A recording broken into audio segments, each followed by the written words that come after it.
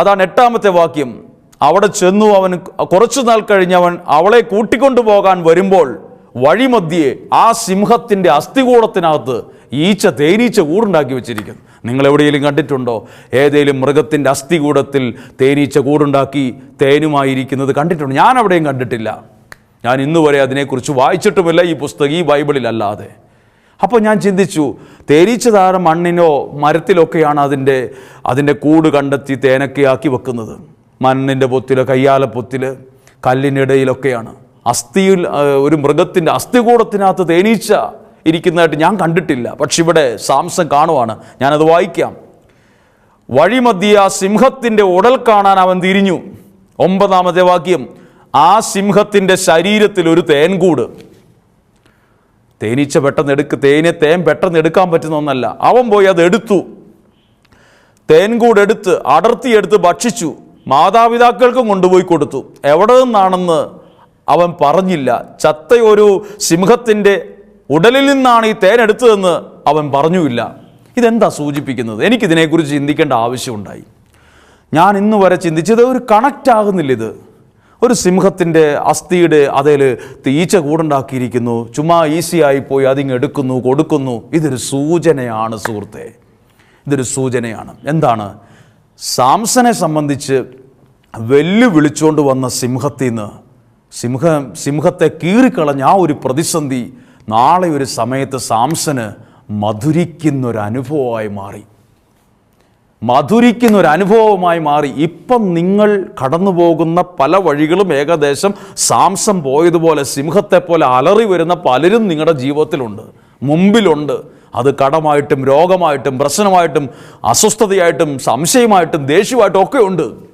അതിനെയൊക്കെ ഒരു വേസ്റ്റ് കടലാസ് പോലെ കീറിക്കളഞ്ഞിട്ട് മുന്നോട്ട് പോണേലുണ്ടല്ലോ, ഇവൻ്റെ ഉള്ളിൽ ഒരാത്മാവ് ആവസിച്ചു എന്ന് പറഞ്ഞതുപോലെ ജീവനുള്ള ദൈവത്തിൻ്റെ വചനം നിങ്ങൾ വിശ്വസിച്ചേറ്റെടുത്താലേ ഇതുപോലെ ഇന്നത്തെ പ്രതിസന്ധി നാളെ മധുരിക്കുന്ന ഒരു ഓർമ്മയും അനുഭവവുമായി നിങ്ങൾക്ക് മാറത്തുള്ളൂ.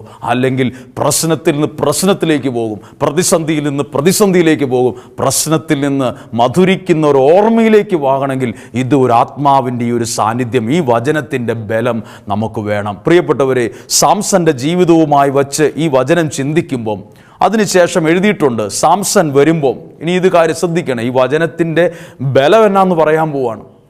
വചനത്തിൻ്റെ ബലം 15-ാം അധ്യായത്തിൽ സാംസൺ ഇങ്ങനെ വരുമ്പോൾ, യാത്ര വരുമ്പം ശത്രുക്കൾ അവനെ പിടിക്കാൻ വന്നു.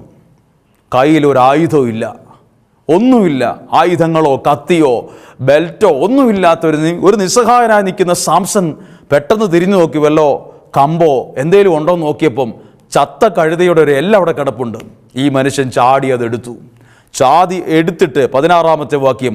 കഴുതയുടെ താടിയെല്ല് കൊണ്ട് അവൻ അവരെ എല്ലാവരെയും കൂന കൂട്ടി കഴുതയുടെ താടിയെല്ല് കൊണ്ട് 1000 പേരെ കൊന്നു. ഏത് കഴുതയുടെ താടിയെല്ല് കൊണ്ട്? ചത്ത് ചീഞ്ഞുപോയ അസ്ഥികൂടത്തിൽ നിന്ന് കിട്ടിയ താടിയല്ല് കൊണ്ട്.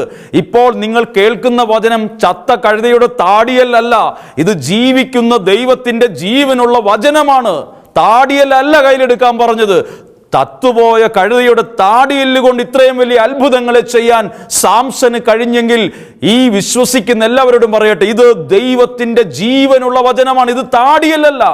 ഈ വചനം ഹൃവിശ്വാസത്തിൽ എടുത്ത് യുദ്ധം ചെയ്താൽ ഏതിനെയും അതിജീവിക്കാനും വിജയിക്കാനും നിങ്ങൾക്ക് ഓരോരുത്തർക്കും സാധിക്കും. ഒരു താടിയെല്ല് കൊണ്ട് ഇത്രയും ചെയ്യാൻ പറ്റിയെങ്കിൽ ജീവിക്കുന്ന വചനം കൊണ്ട് നമുക്ക് എന്തേരെ ഉയരാൻ പറ്റും? പറ. വിശ്വസിക്കുന്നു എന്ന് പറ. നിങ്ങൾ അത്ഭുതത്തെ കാണും. വിശ്വസിക്കുന്നു, നിങ്ങൾ അത്ഭുതത്തെ കാണും. പ്രിയപ്പെട്ടവരെ, ഇത് നിങ്ങളോട് പറയാൻ എനിക്ക് സന്തോഷമുണ്ട്. കാരണം ഈ വചനത്തിനെല്ലാം ജീവനുണ്ട്. ഇത് പറയുമ്പോൾ എനിക്കിത് കുറേ നേരം പറയണമെന്നാണ് എൻ്റെ ആഗ്രഹം. കാരണം ഈ വചനം എത്ര പറഞ്ഞാലും നിങ്ങളത് ഉൾക്കൊള്ളുന്നുണ്ടോ എന്ന് എൻ്റെ ഉള്ളിലെ സംശയം. ഇത് വിശദീകരിച്ചത് മതിയായോ? ഇത് പറഞ്ഞത് ക്ലിയറായോ? ഇത് സ്പീഡ് കൂടിപ്പോയോ എന്നൊക്കെ ഞാൻ ചിന്തിക്കുന്നുമുണ്ട്. കാരണം ഈ വചനം അറിഞ്ഞാൽ ഒരാളും എവിടെയും പരാജയപ്പെടില്ല. കാരണം ദൈവത്തിൻ്റെ വചനം ചത്തുപോയ കഴുതയുടെ താടിയല്ല, അത് ജീവനും ആത്മാവും ജീവനുമുള്ള ദൈവത്തിൻ്റെ വചനമാണ്. അത് നിങ്ങളുടെ കൈകളിലും വിശ്വാസത്തിൽ ഹൃദയത്തിൽ എടുക്കേണ്ട ഒരായുധമാണ്. ഇനി ഞാൻ നിങ്ങളോടൊരു കാര്യം പറയട്ടെ. സാംസൺ ഇന്ന് മനുഷ്യരുടെ അവസ്ഥ പറയുകയാണ്. നമ്മൾ ഈ മെഴുകുതിരി കത്തിച്ചു വച്ചാൽ, അല്ലെങ്കിൽ ഒരു വിളക്ക് കത്തിച്ചു വച്ചാൽ ചിറകുള്ള പ്രാണികൾ ഇങ്ങനെ ഓടി വരും. എവിടെ നിന്നാണെന്നറിയില്ല, ഇവിടെ നിന്നൊക്കെ വരും. വന്നിട്ട് ഈ വിളക്കിൻ്റെ ചോട്ടിൽ ഇങ്ങനെ ചുറ്റും പറക്കും. ആവേശം കാണിച്ച് ഇതിനോട് അടുത്ത് ചെല്ലും. അപ്പോൾ ഈ പാവപ്പെട്ട പ്രാണികളുടെ ചിറക് കരിഞ്ഞു പോവും. എന്നിട്ടത് താഴെ കിടക്കും. എന്നിട്ടത് ജീവൻ ഇങ്ങനെ വട്ടം കറങ്ങി പറക്കാൻ പറ്റാതെ വട്ടം കറങ്ങും. ചില വിളക്കിൻ്റെയും തിരികളുടെയും ചുവട്ടിൽ കിടക്കുന്ന ചിറക് കരിഞ്ഞ പ്രാണി പോലെയാണ് ഇന്ന് പല മനുഷ്യരും. പറക്കാൻ ആഗ്രഹമുണ്ടെങ്കിലും പറക്കാൻ പറ്റാത്ത രീതിയിൽ ചിറക് കരിഞ്ഞ് കിടക്കുന്ന ആളുകളുണ്ട്. നിസ്സഹായരായി കിടക്കുന്ന ആൾക്കാരുണ്ട്. എത്രയോ പേരെ കണ്ടിട്ടുണ്ട്. നിങ്ങൾ കണ്ടിട്ടില്ലേ? എന്ത് കഴിവുള്ളവരാ, എന്ത് തൻ്റെ ഇടമുള്ളവരായിരുന്നു, എന്ത് മിടുക്കന്മാരായിരുന്നു, എന്താ മാർക്ക്, എത്രയോ പണം, വലിയ വീട്, കാറ് മാറി മാറി മേടിക്കുന്നു. ഇത് ഇപ്പം കിടക്കുന്നു ചിറക് കരിഞ്ഞ് വിളക്കിൻ്റെ ചോട്ടിൽ. എന്തു പറ്റി? എത്രയോ ഒരുപാട് പേർ നമ്മുടെ കൺമുമ്പിൽ തന്നെ ചിറക് കരിഞ്ഞ ജീവിതങ്ങളാണ്. എന്താർഭാടമായ വിവാഹമായിരുന്നു, എന്തു വലിയ സദ്യയായിരുന്നു, തലേ ദിവസം ഗാനമേള നടക്കുന്നു, എന്തുവായിരുന്നു ആഘോഷം, എത്രയോ പേർക്ക് ഭക്ഷണം കൊടുത്തു. മാസങ്ങൾ കഴിഞ്ഞു, വർഷങ്ങൾ കുറച്ചേ കഴിഞ്ഞുള്ളൂ, ഇതാ ചിറക് കരിഞ്ഞ് താഴെ കിടക്കുന്നു, ഇന്ന് വട്ടം കറങ്ങുന്നു. എത്രയോ പേരുടെ ജീവിതങ്ങൾ എവിടെയും എത്താതെ വട്ടം കറങ്ങി കിടക്കുന്നു പ്രിയപ്പെട്ടവരെ. പക്ഷെ പ്രാണിക്ക് പിന്നെ ചിറക് മുളയ്ക്കില്ല. പ്രാണിയുടെ ജീവിതം ആ വിളക്കിൻ്റെ ചോട്ടിൽ തീരും. അല്ലെങ്കിൽ വല്ലോ ചെറിയ ചില ചെറിയ പ്രാണികൾ അതിനെ വിഴുങ്ങും. അതിൻ്റെ കഥ കഴിഞ്ഞു ആ വിളക്കിൻ്റെ ചോട്ടിൽ. എന്നാൽ ദൈവത്തിൽ ആശ്രയിക്കുന്ന നിങ്ങളോടൊരു കാര്യം പറയാം. ഈ വചനം നിറവേറുമെന്ന് വിശ്വസിച്ചുകൊണ്ടിരിക്കുന്ന ആൾക്കാരോടൊരു കാര്യം പറയാം. നിങ്ങളുടെ ജീവിതവും എവിടെയെങ്കിലും ചിറക് കരിഞ്ഞ് വീണു പോയിട്ടുണ്ടെങ്കിൽ, പെരുമ്പാമ്പ് ചില മൃഗങ്ങളെ വിഴുങ്ങാൻ വേണ്ടി അത് വട്ടം പിടിക്കും. ഇതുപോലെ ചില പ്രശ്നത്തിൻ്റെ മുമ്പിൽ വട്ടം പിടിച്ച് ആകെ കുടുങ്ങി പുറത്തോട്ട് പോകാൻ പറ്റാത്ത രീതിയിൽ കിടക്കുന്ന ചിറക് കരിഞ്ഞ ജീവിതങ്ങളോട് പറയട്ടെ, ബൈബിൾ പറയുന്നു, പ്രവാചകൻ പറയുന്നു, ദൈവത്തിൽ ആശ്രയിക്കുന്നവൻ കഴുകന്മാരെ പോലെ ചിറകടിച്ചുയരുമെന്ന്.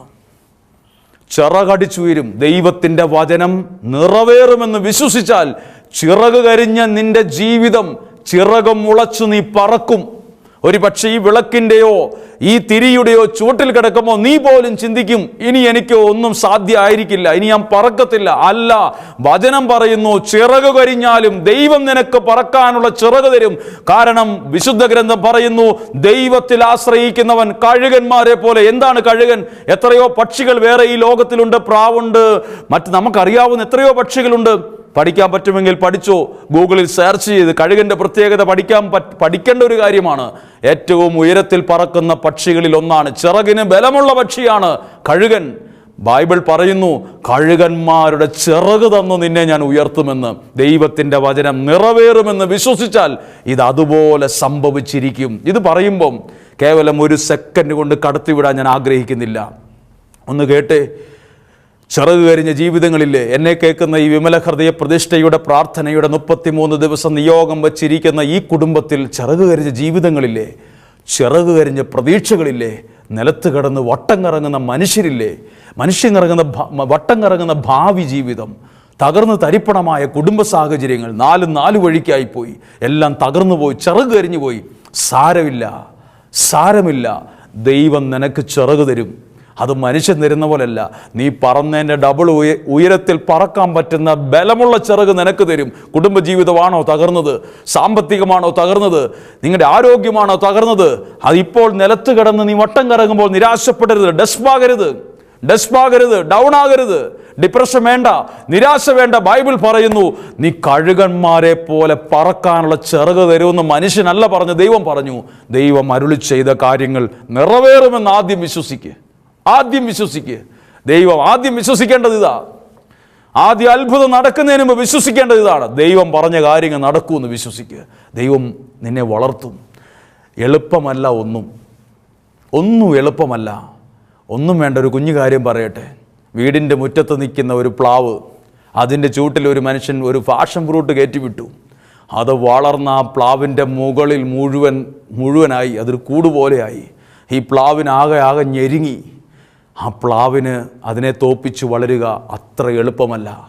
നല്ല ചക്ക കായ്ക്കുന്ന പ്ലാവാണ്. വേറൊരാൾ പറഞ്ഞ ആ പാഷൻ ഫ്രൂട്ട് വെട്ടിക്കള, അല്ലെങ്കിൽ ആ പ്ലാവ് ഉണങ്ങിപ്പോവും. ജീവിതവും ഇതുപോലാണ്. നമ്മൾ പോലും അറിഞ്ഞില്ല, ചിലത് നമ്മളെ തൊട്ട് കയറി തലയ്ക്ക് മുകളിൽ വെച്ച് നമ്മളെ അമക്കി ഞെരുക്കി നമ്മളെ ഒതുക്കുകയാണ്. നിന്നും ശ്വാസം വിടാൻ പോലും പറ്റുന്നില്ല. പ്രിയപ്പെട്ടവരെ, ദൈവത്തിൻ്റെ വാക്ക് വിശ്വസിച്ചു ഈ അവസ്ഥയിലാണ് ചിലതിനെ വെട്ടിക്കളയാൻ ദൈവത്തിൻ്റെ ആത്മാവിന് പറ്റും. ചിലതിനെ വെട്ടിക്കളഞ്ഞ് നിൻ്റെ ആ തകർച്ചയും തളർച്ചയൊക്കെ മാറ്റി ആകാശത്തോളം ഉയരാൻ ദൈവം നിനക്ക് ചിറക് തരും. ഒറ്റ കാര്യം, ദൈവം അരുളി ചെയ്ത കാര്യങ്ങൾ നിറവേറുമെന്ന് ഞാൻ വിശ്വസിക്കുന്നു. ദൈവം അരുളി ചെയ്തു, കഴുകന്മാരെ പോലെ ചിറകടിച്ചുയരുമെന്ന് ഞാനത് വിശ്വസിക്കുന്നു. നിങ്ങൾ വിശ്വസിച്ചില്ലെങ്കിലും ഞാനത് വിശ്വസിക്കുന്നു. ദൈവം അരുളി ചെയ്ത കാര്യങ്ങൾ നിന്നിൽ, നിൻ്റെ കുടുംബത്തിൽ നിറവേറും. ആമേൻ പറഞ്ഞ് സ്വീകരിക്കുക. അത് വിശ്വസിക്കുന്നു എന്ന് പറ. ഈ സാഹചര്യത്തിൽ നിങ്ങൾ വളരാൻ തുടങ്ങും. നമുക്കൊരു നിമിഷം കണ്ണുകളടയ്ക്കാം. ആരാധനയിലേക്ക് പ്രവേശിക്കുന്നതിന് മുമ്പ് ദൈവം അരുളി ചെയ്ത കാര്യങ്ങൾ നിറവേറുമെന്ന് ഞാൻ വിശ്വസിക്കുന്നു. അങ്ങനെ ആ വ്യക്തി ഭാഗ്യവതിയായി മാറി.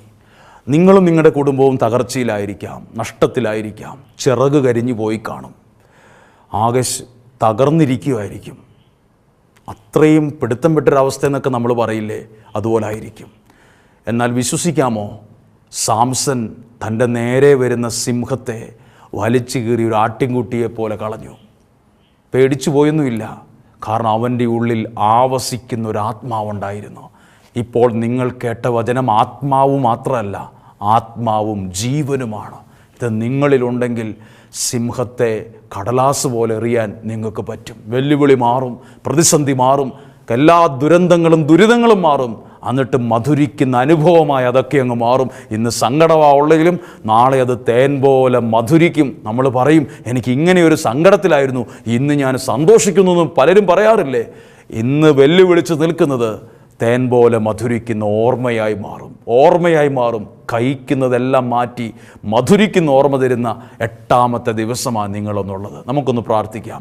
ആരാധനയിലേക്ക് പ്രവേശിക്കുന്നതിനും എന്താ നിങ്ങളെ വെല്ലുവിളിക്കുന്നത്? എവിടെയാണ് നിങ്ങൾ ചിറക് കരിഞ്ഞു പോയത്? എവിടെയാണ് നിങ്ങൾ തോറ്റത്? സാരമില്ല, നിനക്ക് ദൈവം ചിറക് തരും. നിൻ്റെ കുഞ്ഞുങ്ങൾ പറക്കും, കടൽ കടന്നു പറക്കും, ഉയരങ്ങളിലെത്തും. ദൈവം അനുഗ്രഹിക്കും. പരിശുദ്ധ അമ്മയുടെ വിമല ഹൃദയത്തിലേക്കൊന്ന് സമർപ്പിച്ച് പ്രതിഷ്ഠിച്ച് പ്രാർത്ഥിക്കാമോ? ദൈവം അനുഗ്രഹിക്കുന്ന ഈ ഒരു സമയത്തെ ഓർത്ത് നന്ദി. പരിശുദ്ധ അമ്മയ്ക്ക് ഞങ്ങളെ തന്നെ സമർപ്പിക്കാൻ ഒരുങ്ങുന്ന ഈ നല്ല മണിക്കൂറിന് നന്ദി. ഞങ്ങൾ പങ്കെടുക്കാൻ പോകുന്ന ആരാധനയ്ക്ക് നന്ദി.